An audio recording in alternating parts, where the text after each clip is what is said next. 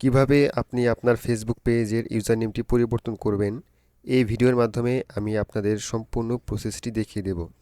একটি ফেসবুক পেজে user name set করা কতটা গুরুত্বপূর্ণ এই বিষয়টিও আমরা আজকে জানব। তো চলুন শুরু করা যাক। প্রথমে আপনি আপনার ফেসবুক পেজে প্রবেশ করবেন। ফেসবুক পেজে প্রবেশ করার পর ডান পাশে উপরে অ্যাকাউন্ট সেকশনে প্রবেশ করবেন।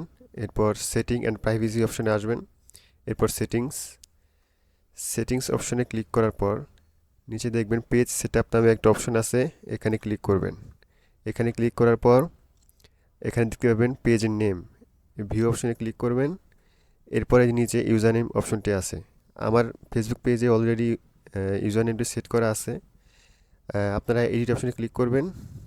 এডিট অপশনে ক্লিক করার পরেই এখানে আপনি আপনার ফেসবুক পেজের ইউজার নেমটি দিয়ে দিবেন। তো আমার এখানে টিক চিহ্ন দেওয়া আছে।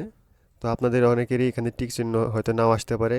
তো আপনি যে ইউজার নেমটি দিতে যাচ্ছেন সেই ইউজার নেমটি এখানে দিয়ে আহ, কিছু ক্যারেক্টার বা কিছু সংখ্যা অ্যাড করে দিলেই এখানে আপনার টিক চিহ্ন চলে আসবে। এরপর সেভ চেঞ্জে ক্লিক করলেই আপনার ফেসবুক পেজে ইউআরএলে আপনার ইউজার নেমটি সেট হয়ে যাবে।